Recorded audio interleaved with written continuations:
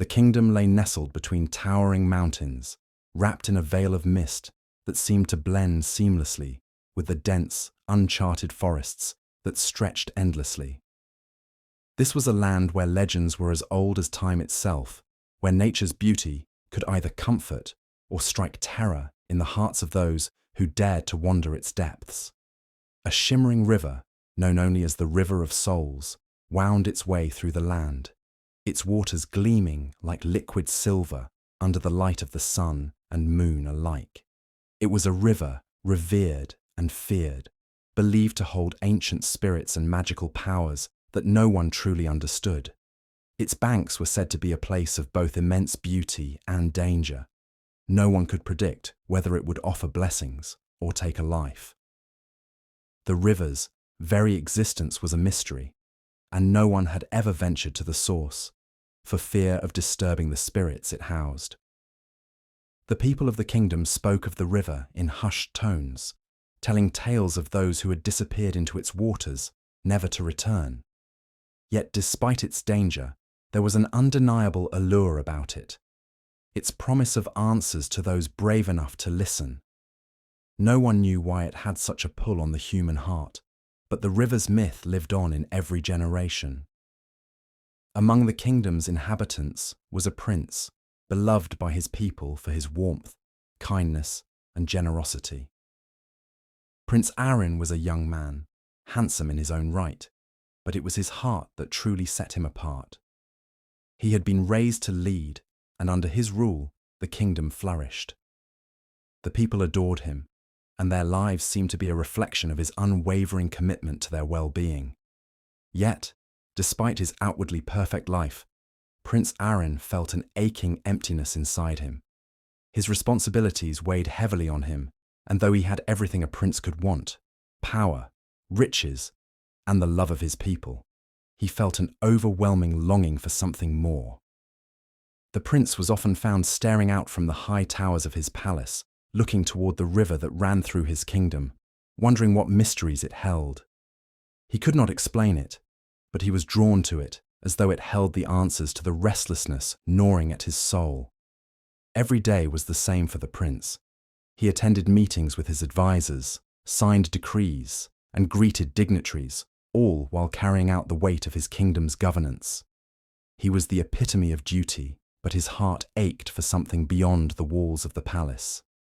His people saw him as the perfect ruler, and yet the prince knew that he was missing the very thing that made life worth living: purpose, meaning, and connection. The prince was trapped in a world of expectations, and though he had every luxury at his disposal, he longed for something deeper. The River of Souls had always been a part of his life, whispered about in his childhood stories. The elders would tell tales of its mystical powers, of the spirits that lived within its currents. It was said that those who were brave enough to approach the river could hear the voices of those who had passed away, the lost souls seeking solace or vengeance. The river was revered, and yet it was feared. Many had tried to approach it, only to be swept away or to vanish without a trace. But those who had returned spoke of strange experiences, visions of the past, glimpses into the future, and a sense of peace that could never be found anywhere else. The river's myth was part of the kingdom's history, passed down from generation to generation, like an unspoken warning to never meddle with the spirits that it held. There were those who believed the river was a blessing, that it could heal broken hearts or guide lost souls to their destined paths. Others believed it to be a curse, one that could claim the lives of anyone who dared to disturb its waters. And yet, despite the danger it presented, the river had a magnetic pull on those who heard its call. The myth spoke of those who had been chosen by the river, marked for reasons that no one could understand, but it was a path that always led to something life-changing. For the prince, the myth of the river became an obsession. He often found himself wandering the palace grounds, staring out over the water, wondering if there was more to his life than the kingdom's demands. He didn't know it yet, but the river had been watching him too, waiting for the right moment to bring him closer to the answers he sought. The prince felt it, an undeniable connection. But he couldn't put it into words. He only knew that the river held something that would change his life forever. And so, the journey that would define his fate was about to begin, one that would take him into the heart of the river, where the mysteries of the past and future would collide, forever altering the prince's destiny. This was the kingdom, and this was the prince, a ruler beloved by his people, but lost within himself, seeking something only the river of souls could provide. The answers lay within its waters, waiting to be discovered, but not without cost. The moonlight bathed the kingdom in an ethereal glow, casting long silver shadows over the palace grounds. Prince Arin, restless as ever, stood at his balcony, gazing out over the vast expanse of land. The night was still, save for the soft rustle of the wind that whispered through the trees and the distant hum of the river. For days, he had felt an overwhelming desire to find something more than his duties, something that could bring meaning to his otherwise mundane existence. That feeling had only grown stronger, gnawing at him like an insistent voice. The river, that mysterious and powerful force, had become a symbol of his yearning, and tonight he could no longer ignore it. His decision was impulsive, driven by an inner need that he could not name. The prince, draped in a dark cloak, slipped quietly from the palace, avoiding the eyes of his guards and servants. The moonlight lit his path, casting just enough glow for him to follow the winding trails that led him deep into the woods. Every step took him further from the world of kings and counselors and closer to the unknown that called to him. As he moved toward the river, the air seemed to grow heavier, charged with an unseen energy, as though the earth itself was aware of his journey. The river had always fascinated him. It was a force of nature, ancient and untouchable, flowing relentlessly through the land like a guardian of the kingdom's deepest secrets. Stories of the river's power, its ability to heal, curse, and transform, had been passed down for centuries. Yet no one dared venture close, save for a few brave souls who had disappeared without a trace. No one could explain the strange occurrences surrounding it, but it was clear that the river had its own rules, and those who tried to defy them paid the price. But tonight, Prince Arin felt bold, driven by an inexplicable pull that led him toward the very heart of its power. As he approached the water's edge, the soft gurgling of the river seemed to welcome him, calling him closer. The moonlight reflected off the rippling surface, turning the water into a canvas of silver and midnight blue. The trees that bordered the river were dark silhouettes against the sky, their branches stretching like gnarled fingers toward the heavens. It was here, by the river, that the prince saw her. At first, he thought it was a trick of the light, a mere reflection of the moon dancing upon the water, but as he stepped closer, he saw her more clearly. A figure, serene and almost otherworldly, stood knee-deep in the stream. Her long dark hair cascaded over her shoulders like a river of ink, flowing in waves that seemed to merge with the water itself. Her skin shimmered faintly under the moon's touch, and her eyes, deep, dark, and endless, held an intensity that seemed to pierce through the veil of reality itself. Her beauty was unlike anything the prince had ever seen, captivating and serene, yet untouchable. She moved with a grace that seemed to defy nature, her every gesture fluid and almost dreamlike. As she turned slightly, the prince noticed that she was barefoot, her delicate feet barely disturbing the water's surface. She was as much a part of the river as the water itself, and the prince could not tear his eyes away from her. In that moment, a strange sense of familiarity washed over him, as if he had known her all his life, though they had never met. He felt an intense pull, a magnetic connection that drew him toward her, as if the river itself had chosen this moment, this encounter.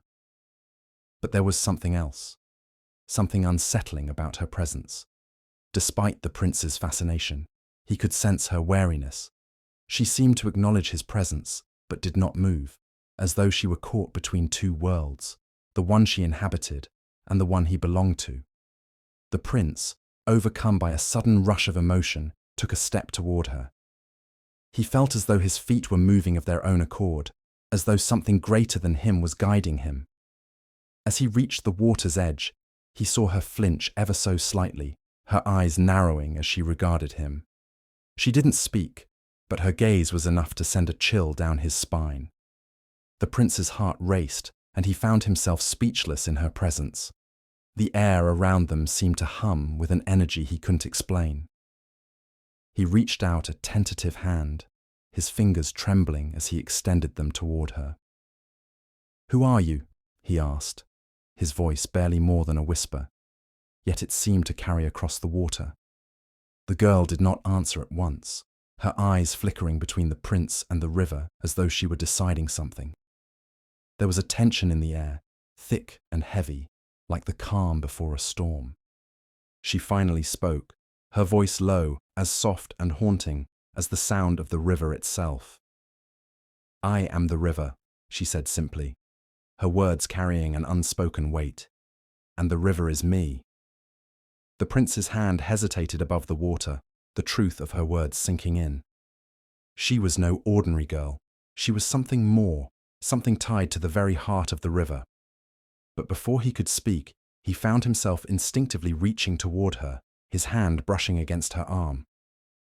As soon as his fingers made contact with her skin, a strange, electric sensation shot through him.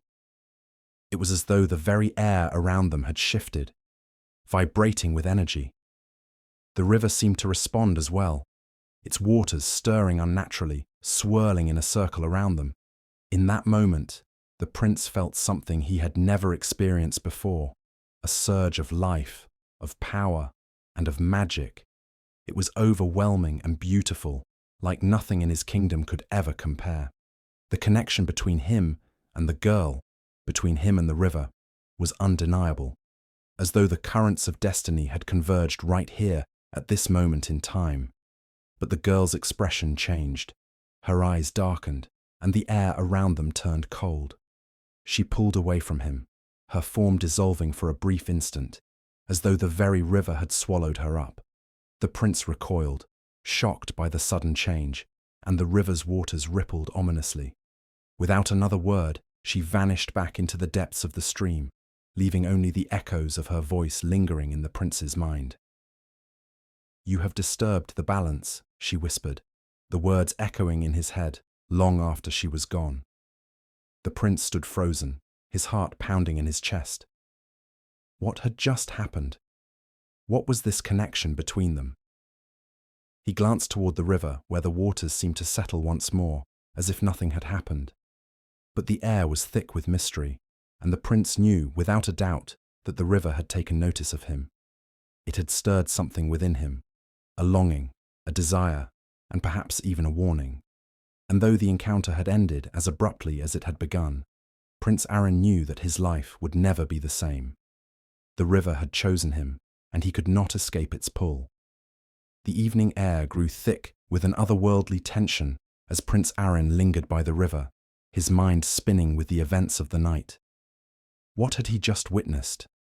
The girl, no, the spirit, who had emerged from the water, seemed like an enigma, an impossible presence woven into the very fabric of the river itself. But as the moon climbed higher in the sky, he felt an overwhelming need to understand her, to know who she truly was. He couldn't leave without finding out more. He had to know her story. The wind whispered through the trees, carrying with it a strange chill. The prince stood at the water's edge, calling out softly, "Please, tell me your story. I need to understand." For a long moment, there was only silence, as though the river itself were pondering his request. Then, from the depths of the water, the girl's voice rose again, this time softer, tinged with a sadness that reached deep into the prince's soul. "You wish to know who I am," she said, her voice carrying the weight of centuries.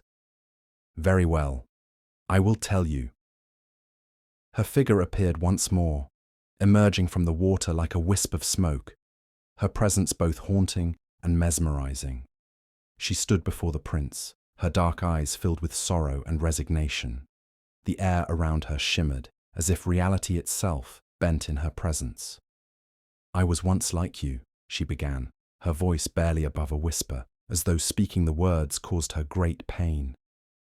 "I was a girl, a woman from a small village on the river's edge. My name was Ebele."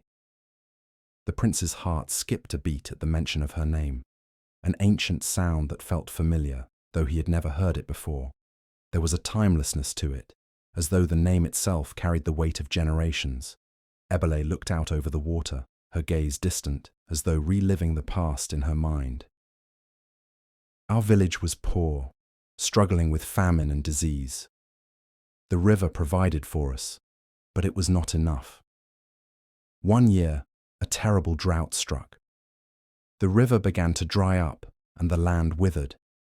The spirits of the river grew angry, and the villagers feared that if the river's waters vanished completely, we would all perish." The prince listened in rapt silence, drawn into the story. He could see the village in his mind's eye, a humble settlement, its people desperate for salvation, caught in the grip of nature's wrath. "Ebele," she continued, her voice trembling now. "I was chosen to be a sacrifice.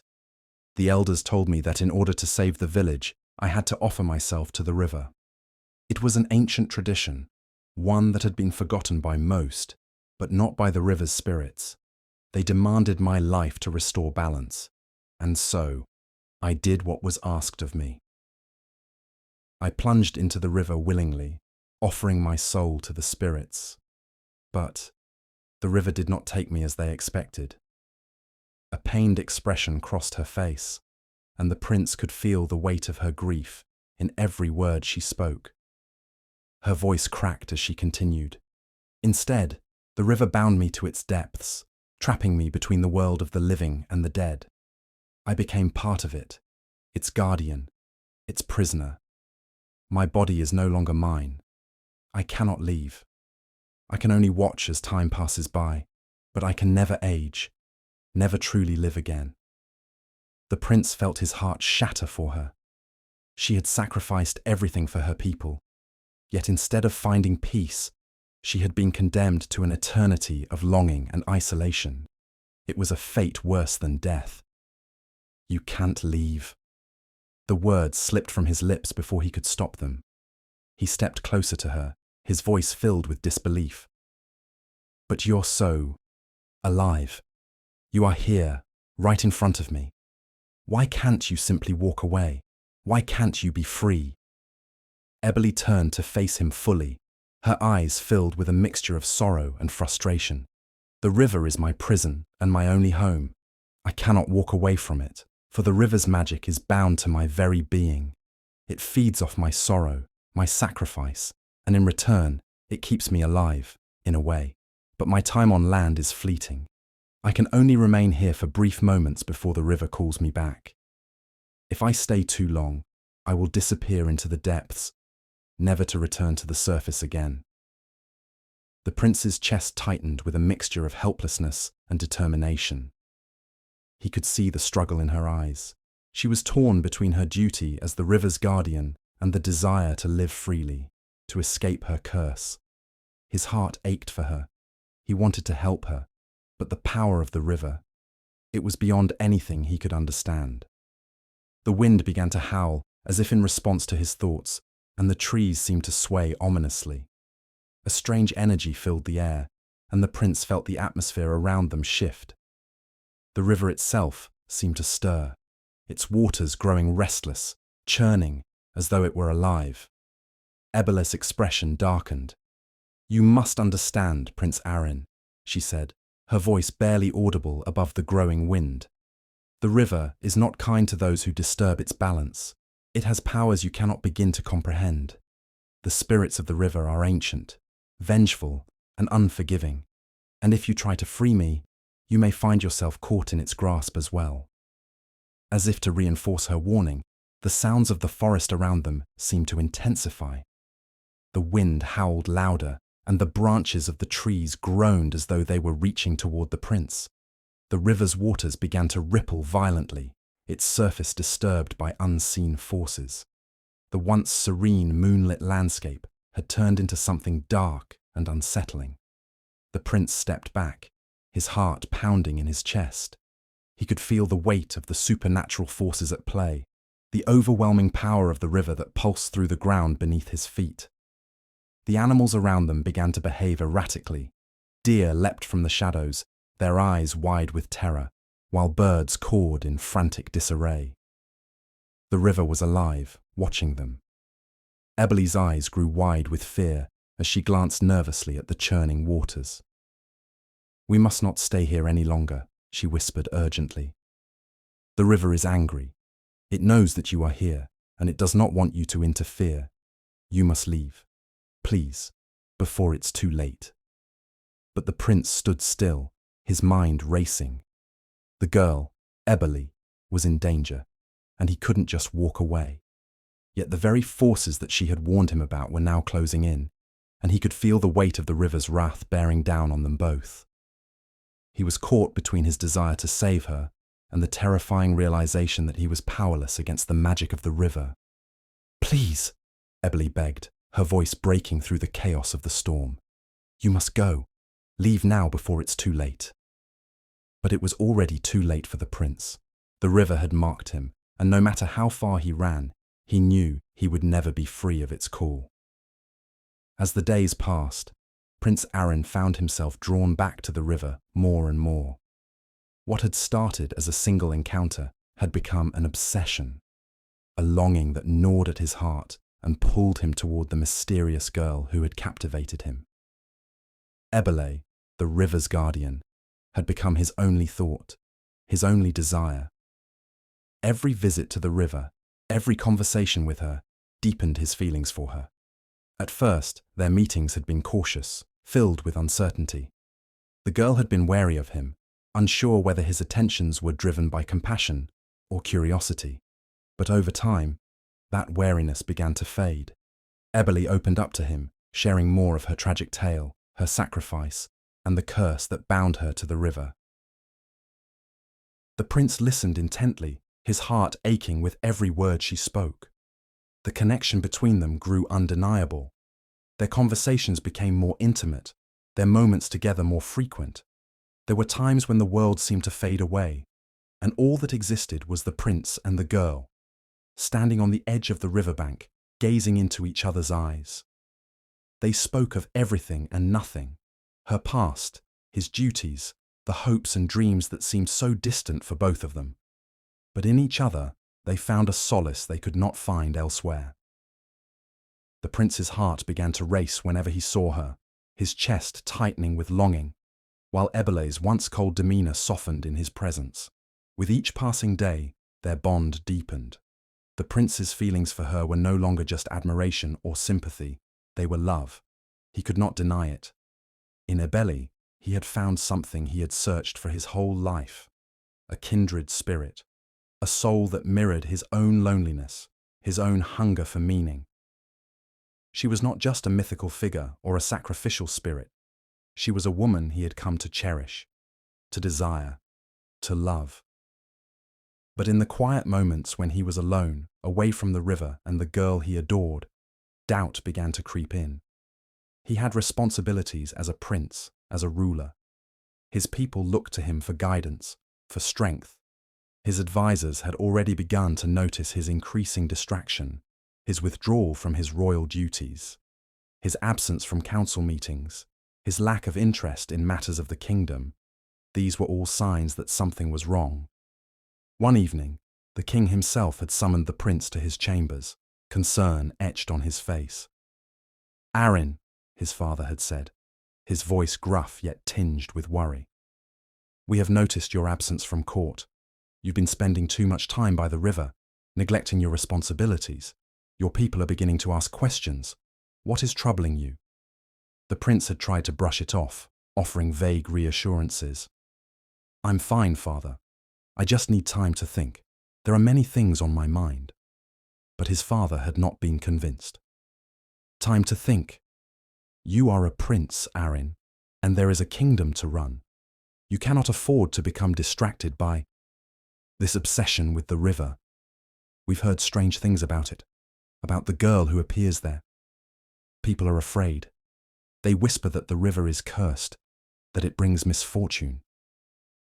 The prince had been silent, his mind reeling with the weight of his father's words. How could he explain his feelings for Ebele?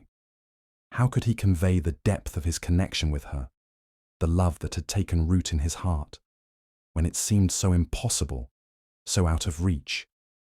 The river's curse, her unearthly existence, everything about her defied the natural order, and yet the prince knew in his heart that what he felt for her was real.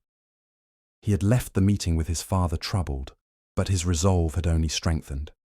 He would not be swayed. His love for Ebele was more than a fleeting fancy. It was a force he could not deny. However, as the prince's feelings for the girl deepened, so too did the river's response. At first, the changes had been subtle, a ripple in the water, a whisper in the wind. But soon, the river's disturbances grew more pronounced. Strange storms began to brew on the horizon, dark clouds gathering with unnatural speed. The river's currents grew erratic, churning violently even on the calmest days. On some nights, the sounds of the river became distorted, whispers that seemed to call out to the girl, to beckon her back to the depths. The prince tried to ignore the growing sense of unease, dismissing it as the natural forces of the river reacting to the changing seasons. But deep down, he knew better. The river was restless, angry even. The balance between the girl and the river had been disrupted by his presence, by the love he had awakened in her. The more he came to the river, the more intense the disturbances became. It was as if the river itself were pushing back, refusing to allow the prince and the girl to remain together. One evening, as the prince stood by the water's edge, the air thick with tension, the river's voice seemed to rise up around him, louder and more insistent than ever before. The water surged forward, crashing against the rocks, as though attempting to pull him in. The winds howled, and the trees shook, their branches creaking under the weight of the storm. "Ebele!" the prince called out, his voice barely audible over the roar of the river.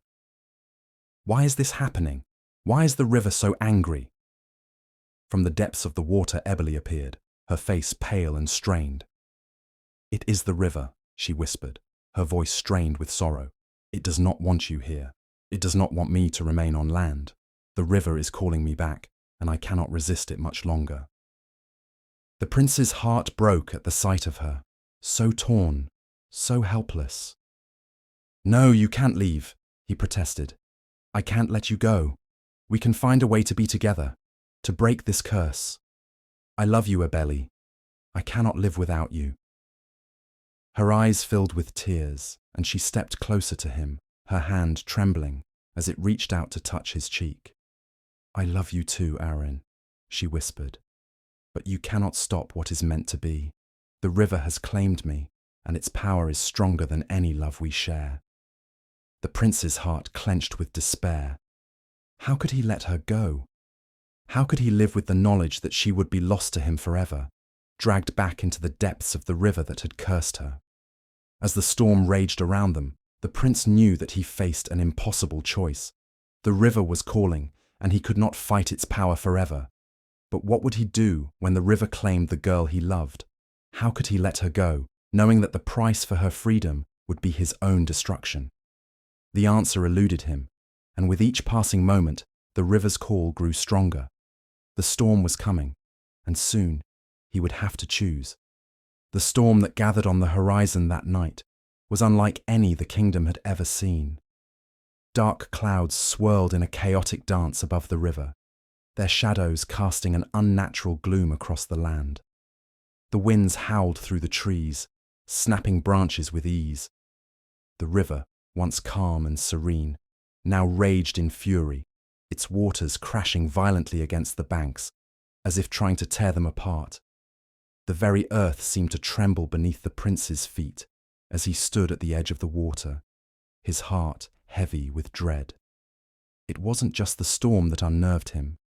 It was the sense that the river itself was alive. its wrath directed at him, at his love for Ebele. As the prince looked out over the surging waters, he could almost feel the presence of the river, its ancient power reaching out to claim what it had always owned. The river's surface churned and twisted, reflecting the dark clouds above as though the water itself was trying to swallow the sky. The trees that lined the riverbank bent under the force of the wind, their leaves ripped from their branches and scattered across the land. The very air was charged with an electric tension, and it felt as though the world was holding its breath, waiting for something to break. Ebele stood by the prince's side, her face pale and strained with fear. She was no longer the serene, mystical figure he had first encountered by the water. Now, she looked fragile, as though she might be torn apart by the storm that raged around them. Her long hair whipped around her face, tangled in the wind, and her eyes, once filled with love and hope, were now clouded with sorrow. "Aaron, you must let me go," she whispered, her voice barely audible over the howling wind. "The river, it will destroy everything if you don't." The prince turned to her, his heart sinking at the sight of her distress. "I won't let you go, Ebele," he said, his voice firm, though it quivered with emotion. "I love you. I can't just stand here and watch you be taken back by the river. There has to be a way to break this curse, a way to free you from its hold." Ebele shook her head, her tears mixing with the rain that fell in torrents. "It's too powerful, Aaron," she said, her voice breaking. "The river, it is ancient. It holds a power far beyond anything we understand. If you continue to defy it, it will not only claim me, but it will destroy everything you love. The kingdom, your people, even you." The prince took a step closer to her, his hand reaching out, desperate to touch her, to feel her warmth. "I can't lose you, Ebele. I can't." But the girl pulled away, her face twisted in anguish. "You must. It is the only way. You cannot fight the river. You cannot fight nature itself." The storm raged on, and the river's fury seemed to grow with each passing moment. The wind howled louder, the rain fell harder, and the river's roar became deafening, as if it were trying to drown out the world. The trees groaned under the pressure, their roots strained by the relentless force of the storm. The air was thick with the smell of rain and earth, but there was something else, something darker, more foreboding. In his desperation, the prince sought out every possible means of salvation. He consulted ancient scrolls and magical texts, hoping to find some forgotten spell or incantation that could break the curse binding Ebele to the river. He sought counsel from wise sages, elders who had lived for centuries and knew the secrets of the land. But each answer he received was the same. The river's power was beyond comprehension, beyond the reach of magic. The more he searched, the more he realized that there was no way to defeat the river, no way to break the curse. Every text, every word of advice only served to deepen his frustration. The more he resisted, the more the river's hold on Ebele tightened, and the more the storm seemed to grow in intensity. The wind howled louder, the rain fell harder, and the river's currents became more violent. It was as if the very earth was conspiring against him, pushing him to surrender, to accept the inevitable. Ebele, too, felt the growing pressure of the river's demands. Every passing moment brought her closer to the water, closer to her fate. The power of the river was overwhelming, and she could feel it tugging at her, pulling her toward the depths. She wanted to stay with the prince, wanted to fight for their love, but the pull of the river was too strong. It called to her, whispering of ancient promises, of a destiny she could not escape. "Aaron," she said, her voice trembling, "please, you have to let me go.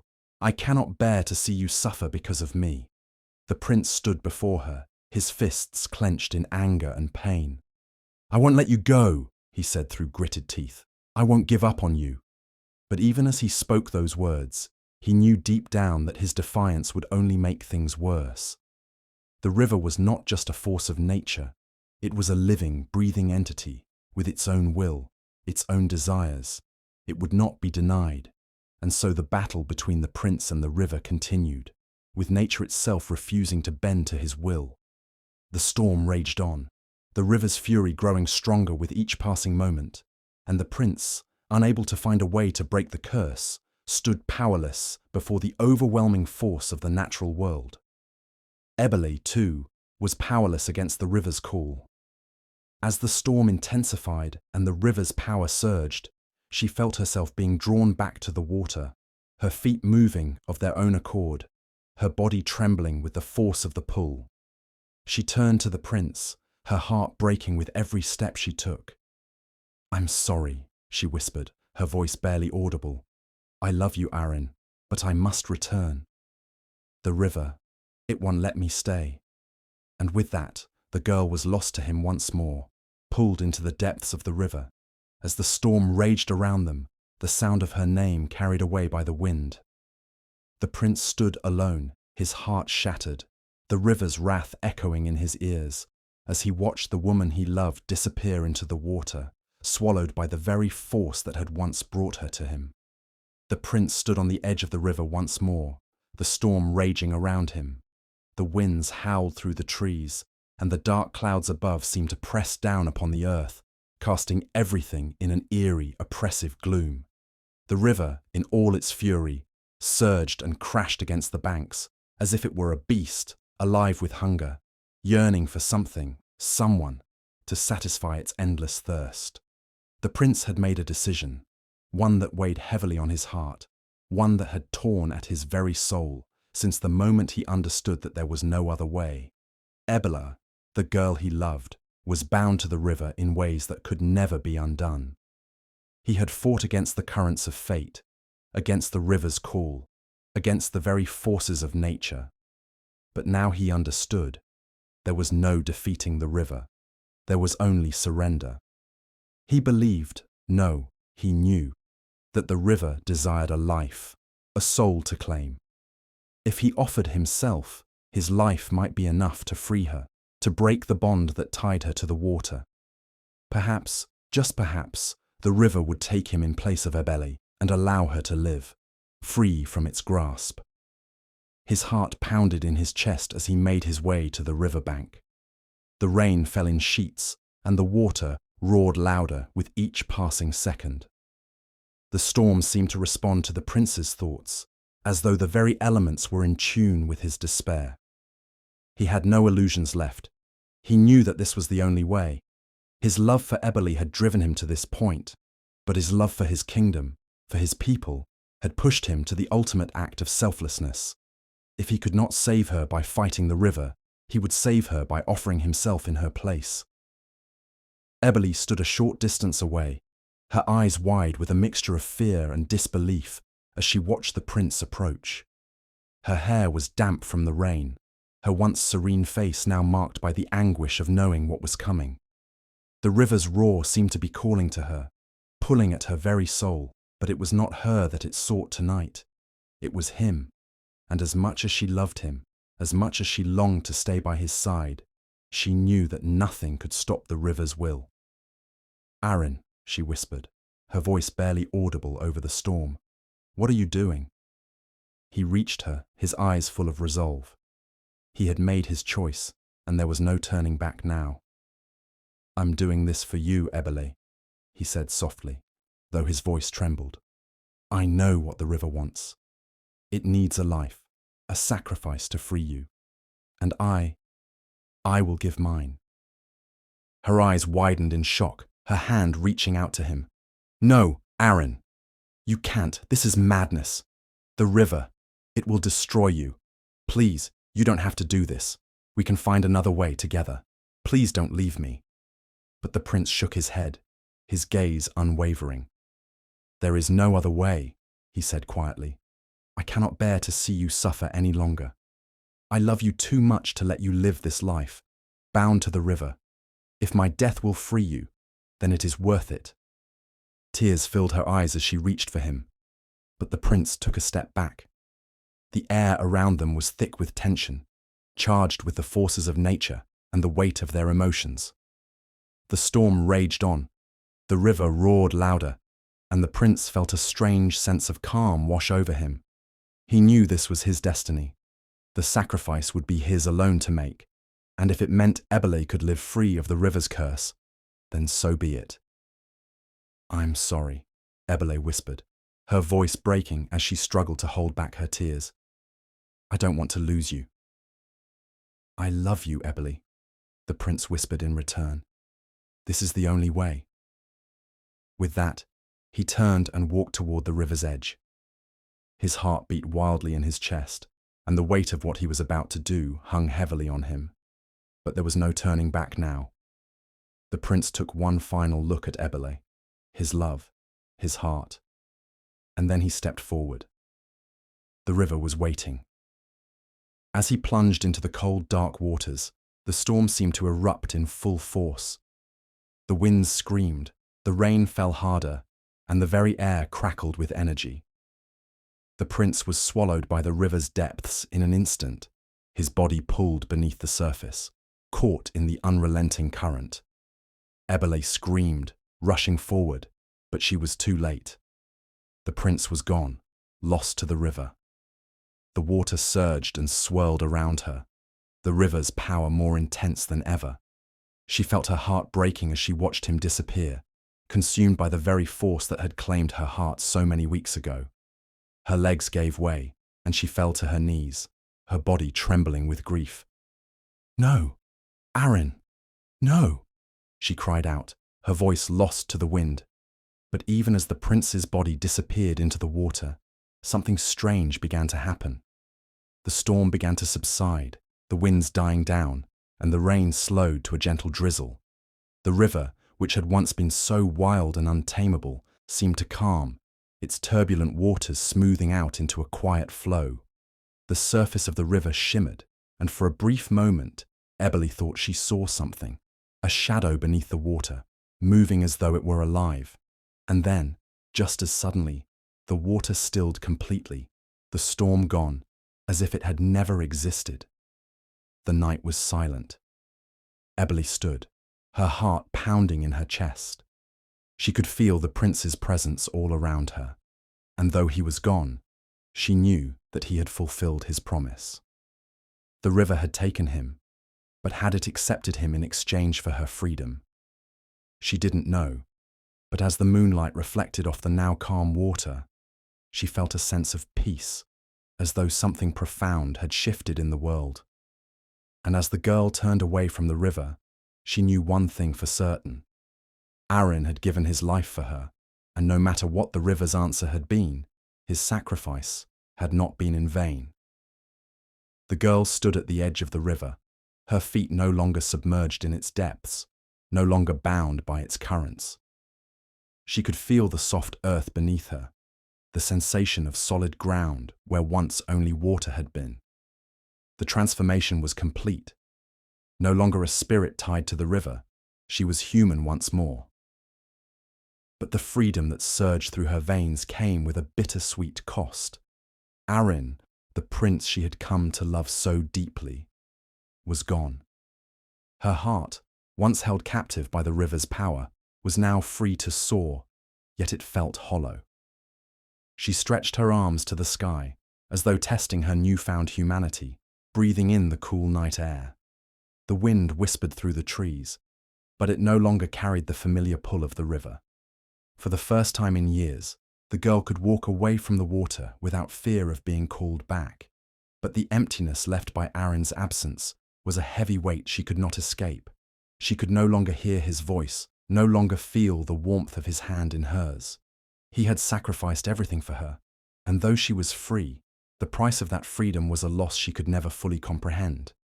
Her heart ached as she thought of him, the prince who had given up his life for hers. His sacrifice had not been in vain, but the reality of it was impossible to ignore. Her love for him would live on forever, etched into the fabric of her soul, but she knew she could never be the same.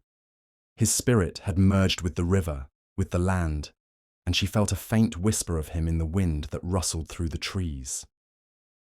As she turned away from the water, the girl began her journey back to the kingdom. Her human form, though strange and new, felt natural in its own way. She had been reborn, But the world she returned to had changed. The kingdom was no longer the place it once was. A kingdom haunted by the fear of the river's curse. A kingdom that had lived in the shadow of its mysterious power. Now, there was no fear, only reverence. The people spoke of the prince's bravery and the love he had shown for the girl who had been bound to the river. They honored him as a hero, a savior who had sacrificed everything for the sake of love. The once feared river was now sacred, a place of remembrance and tribute.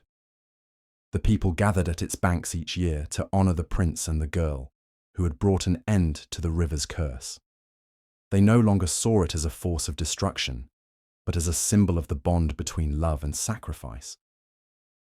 The kingdom, once on edge and wary of the river's power, now viewed it as a place of quiet strength, a reflection of the prince's legacy. The girl, still reeling from the changes within herself and the world around her, walked through the kingdom with a quiet sense of purpose. She was no longer an outsider, no longer a creature of the river. She was a human, a part of the kingdom she had once been a stranger to. Yet, in every step she took, she could not shake the ache in her heart, the absence of Irene. Her days were filled with the peaceful routines of human life, but there was always a part of her that longed for the river, for the prince who had given his life to free her. Every year, without fail, she would return to the river. It was no longer the place of her curse, but a sacred spot where she could honor his memory, where she could feel close to him once again. The people in the kingdom came to know her, though she never fully belonged to them. She had once been a spirit, a figure tied to the river, and now she was human, but the essence of her former self remained with her always. She had lived in the water, had felt its pull, and now she walked on land. But her heart belonged to the river that had transformed her, and to Aaron. Each year, as the anniversary of his sacrifice approached, she would walk to the river alone in the stillness of the night. The moon would shine brightly upon the water, casting a soft glow that made the river shimmer with an otherworldly beauty. The girl would kneel by its edge, her heart full of sorrow and love, and she would whisper the prince's name into the wind. In those moments, she felt as though he was with her, his spirit lingering in the water that had once bound them together. As the years passed, the legend of the prince and the girl grew. The kingdom spoke of their love and the sacrifice that had saved them all. The river was no longer a place of fear, but of reverence, a symbol of the enduring power of love, sacrifice, and destiny. The people of the kingdom visited the river not with trepidation, but with respect, and in their hearts, they held the memory of the prince who had loved so deeply, and the girl who had been freed by his courage. And though the prince was gone, his spirit lived on in the river, in the very land he had loved and protected. The girl, though she walked among the living, would never forget him.